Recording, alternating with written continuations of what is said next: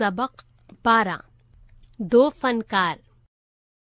ये कहानी दो सहेलियों की है। उनमें से एक तस्वीर बनाने के फन में माहिर है, यानी मुसव्वर है। दूसरी सहेली जरूरतमंदों की मदद करने में ज्यादा दिलचस्पी लेती है, यानी समाजी कारकुन है। उनके रास्ते अलग अलग हैं, इसीलिए उनकी सोच और अमल भी जुदा हैं। कहानी के आखिर में एक ऐसा वाक्य पेश आता है जो इस फर्क को पूरी तरह उजागर कर देता है। वाक्य दिलचस्प और सबक आमोज है। ए रूनी उठ। चादर खींचकर चित्रा ने अरुणा को जोर जोर से हिलाकर उठा दिया। अरे क्या है? आंखें मसलते हुए झल्लाहट भरे लहजे में अरुणा ने पूछा। चित्रा उसका हाथ पकड़कर खींचती हुई ले गई और अपनी बनाई हुई नई तस्वीर के सामने खड़ा करके बोली, देख, मेरी तस्वीर पूरी हो गई। ओहो, तो इसे दिखाने के लिए तूने मेरी नींद खराब कर दी। अरे गौर से इस तस्वीर को देख। ना मिले पहला इनाम तो नाम बदल देना। तस्वीर को चारों तरफ से घुमाते हुए अरुणा बोली, किधर से देखूं, ये तो बता दे। 1000 बार तुझसे कहा कि जिसकी तस्वीर बनाए उसका नाम तो लिख दिया कर, जिससे गलतफहमी तो ना हुआ करे, वरना तू बनाएगी हाथी और हम समझेंगे उल्लू। फिर तस्वीर पर नजरें जमाते हुए बोली, किसी भी तरह नहीं समझ पा रही हूं कि करोड़ों जानदारों में से किस जानदार की तस्वीर है। तो तुझे ये कोई जानदार नजर आ रहा है? जरा अच्छी तरह देख और समझने की कोशिश कर। अरे ये क्या? इसमें तो सड़क, आदमी, ट्राम, बस, मोटर, मकान सब कुछ एक दूसरे पर चढ़े जा रहे हैं, जैसे सबकी खिचड़ी पकाकर रखी हो। क्या घनचक्कर बनाया है? ये कहकर अरुणा ने तस्वीर को रख दिया। जरा सोचकर बता कि ये किसकी अलामत है? तेरी बेवकूफी की, बड़ी आई अलामत वाली। अरे जनाब, ये तस्वीर आज की दुनिया में कंफ्यूजन की अलामत है, समझी? मुझे तो तेरे दिमाग के कंफ्यूजन की अलामत नजर आ रही है। बगैर मतलब के जिंदगी खराब कर रही है। अरुणा मुंह धोने के लिए बाहर चली गई। लौटी तो देखा 3-4 बच्चे उसके कमरे के दरवाजे पर खड़े उसका इंतजार कर रहे हैं। वो आते ही बोली, आ गए बच्चों, चलो मैं अभी आई। ये क्या पत्थर पाल रखे हैं तूने? फिर जरा हंसकर चित्रा बोली, एक दिन तेरे स्कूल की तस्वीर बनानी होगी। लोगों को दिखाया करेंगे कि हमारी एक सहेली थी जो बस्ती के बच्चों को पढ़ा पढ़ा कर ही अपने आप को बड़ी मुआलिमा और समाजी कारकुन समझती थीं।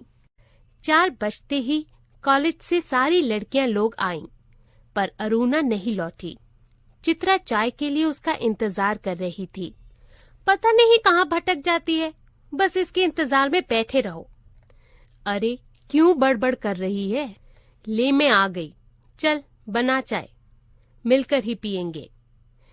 चाय पीते पीते चित्रा बोली, आज वालिद साहब का खत आया है।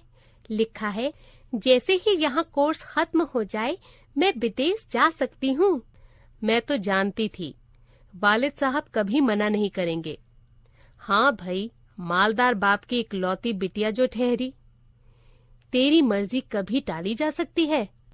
पर सच कहती हूँ, मुझे तो सारी कला इतनी बेमानी लगती है, इतनी बेमतलब लगती है कि मैं बता नहीं सकती। किस काम की ऐसी कला जो इंसान को इंसान न रहने दे? अरुणा गुस्से से बोली, तो तू मुझे इंसान नहीं समझती, क्यों? तुझे दुनिया से कोई मतलब नहीं, दूसरों से कोई मतलब नहीं, बस 24 घंटे अपने रंग और ब्रश में डूबी रहती है। दुनिया में कितना भी बड़ा हादसा हो जाए, पर अगर उसमें तेरी पेंटिंग के लिए आइडिया नहीं, तो तेरे लिए वो वाकया कोई मानी नहीं रखता। हर वक्त, हर जगह, हर चीज में तू अपनी तस्वीरों के लिए मॉडल ढूंढती फिरती है। कागज पर उन बेजान तस्वीरों को बनाने के बजाय 2-4 की जिंदगी क्यों नहीं बना देती? तेरे पास ताकत है, रिसोर्स है। वो काम तो तेरे लिए छोड़ दिया है।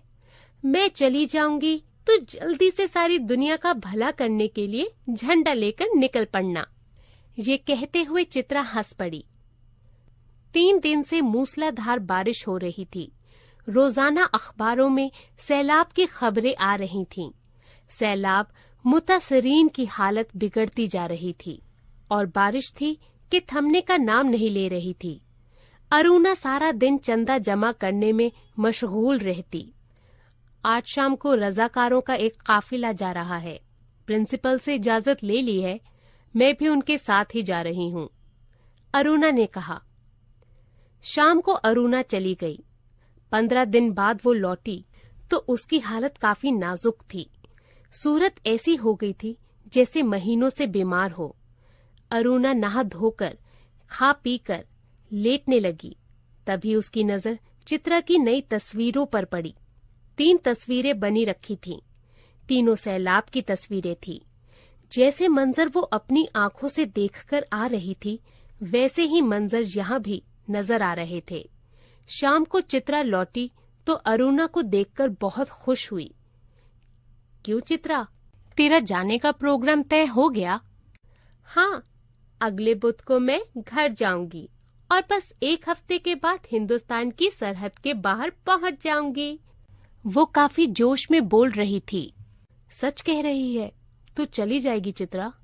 6 साल से साथ रहते रहते ये बात तो मैं भूल ही गई थी कि कभी हमको अलग भी होना पड़ेगा। उदासी भरे लहजे में अरुणा ने कहा।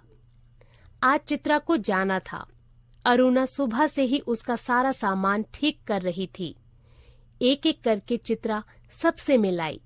बस गुरुजी से मिलना रह गया था तो उनकी दुआएं लेने चल पड़ी। 3 बज गए थे पर वो लौटी नहीं। 5 बजे की गाड़ी से वो जाने वाली थी। अरुणा ने खुद जाकर देखने के बारे में सोचा कि आखिर बात क्या हो गई। तभी चित्रा घबराई हुई आ गई। बड़ी देर हो गई ना। अरे क्या करूं, बस कुछ ऐसा हो गया कि रुकना ही पड़ा। आखिर क्या हो गया ऐसा जो रुकना ही पड़ा? सुने तो। गर्ग स्टोर के सामने अक्सर एक भिखारिन बैठी रहती थी ना। लौटी तो देखा वो वहीं मरी पड़ी है और उसके दोनों बच्चे उसके सूखे जिस्म से चिपक कर बुरी तरह रो रहे हैं। जाने क्या था उस सारे मंजर में कि मैं खुद को रोक नहीं सकी। एक रफ स्केच बना ही डाला, बस उसी में देर हो गई। 4:30 बजे चित्रा हॉस्टल के दरवाजे पर आ गई, लेकिन तब तक अरुणा का कहीं पता नहीं था। बहुत सारी लड़कियां उसे छोड़ने स्टेशन भी गईं, लेकिन चित्रा की आंखें अरुणा को ढूंढ रही थीं। 5 भी बज गए। ट्रेन चल पड़ी, लेकिन अरुणा नहीं आई। विदेश जाकर चित्रा जी जान से अपने काम में जुट गई। उसकी लगन ने उसके फन को निखार दिया। विदेश में उसकी फनकारी की धूम मच गई। भिखारिन और 2 यतीम बच्चों की उस तस्वीर की तारीफ में तो अखबारों के कालम भर गए। शोहरत की बुलंदी पर पहुंचकर चित्रा जैसे अपना सब कुछ भूल गई। पहले साल तो अरुणा से खतो किताबत होती रही, लेकिन बाद में ये कम होती गई, यहाँ तक कि बिल्कुल खत्म हो गई। कई मुकाबलों में उसकी तस्वीर यतीम पहला इनाम पा चुकी थी। जाने क्या था उस तस्वीर में जो देखता हैरान रह जाता। 3 साल बाद जब वो हिंदुस्तान लौटी तो उसका पुरजोर इस्तकबाल हुआ। अखबारों में उसके आर्ट पर, उसकी जिंदगी पर मुतादद मज़ामीन छपे। वालिद साहब अपनी इकलौती बिटिया की इस कामयाबी पर बहुत खुश थे। दिल्ली में बड़े पैमाने पर उसकी तस्वीरों की नुमाइश का इनाकात किया गया। इफ्तिताह करने के लिए उसे ही बुलाया गया। उस भीड़ भाड़ में अचानक उसकी मुलाकात अरुणा से हो गई। रूनी कहकर चित्रा भीड़ की मौजूदगी को भूलकर अरुणा के गले से लिपट गई। तुझे कब से तस्वीर देखने का शौक हो गया रूनी? तस्वीरों को नहीं, चित्रा को देखने आई थी। तू तो बिल्कुल ही भूल गई। अरे ये बच्चे किसके हैं? दो प्यारे से बच्चे अरुणा से चिपक कर खड़े थे। लड़के की उम्र 10 साल की होगी तो लड़की की कोई 8। मेरे बच्चे हैं। और किसके? ये तुम्हारी चित्रा मौसी हैं। नमस्ते करो अपनी मौसी को। बच्चों ने बड़ी ताजीम से नमस्ते किया, पर चित्रा हैरत से कभी बच्चों को और कभी अरुणा का मुंह देख रही थी। तभी अरुणा ने टोका, कैसी मौसी है, प्यार तो कर। चित्रा ने दोनों के सिर पर प्यार से हाथ फेरा। तुम्हारी ये मौसी बहुत अच्छी तस्वीरें बनाती हैं। ये सारी तस्वीरें इन्हीं की बनाई हुई हैं। आप हमें सब तस्वीरें दिखाएं मौसी। बच्चों ने फरमाइश की तो चित्रा उन्हें तस्वीरें दिखाने लगी। घूमते घूमते वो उसी भिखारिन वाली तस्वीर के सामने आ पहुंचे। चित्रा ने कहा, यही वो तस्वीर है रूनी, जिसने मुझे इतनी शोहरत दी। ये बच्चे रो क्यों रहे हैं मौसी? तस्वीर को ध्यान से देखकर बच्ची ने पूछा। इनकी माँ मर गई है, देखती नहीं, मरी पड़ी है, इतना भी नहीं समझती। लड़के ने मौका पाते ही अपने बड़कपन और मालूमात की मुहर लगाई। इन तस्वीरों को मजीद देर तक देखना बच्चों के लिए नाकाबिले बर्दाश्त हो गया था। उसी वक्त अरुणा के शौहर आ गए। मामूली बातचीत के बाद अरुणा ने दोनों बच्चों को उनके हवाले करते हुए कहा, आप जरा बच्चों को नुमाइश दिखाइए, मैं चित्रा को लेकर घर चलती हूँ। बच्चे ना चाहते हुए भी पापा के साथ चले गए। चित्रा को दोनों बच्चे बेहद प्यारे लगे। वो उन्हें देखती रही।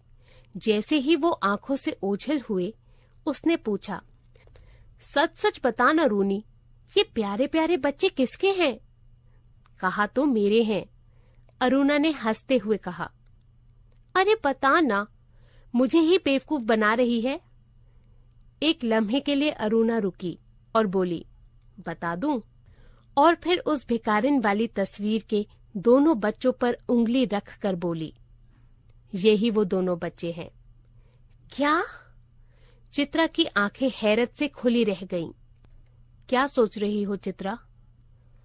कुछ नहीं, मैं सोच रही थी कि, पर अल्फाज उसकी सोच ही में कहीं गुम हो गए थे।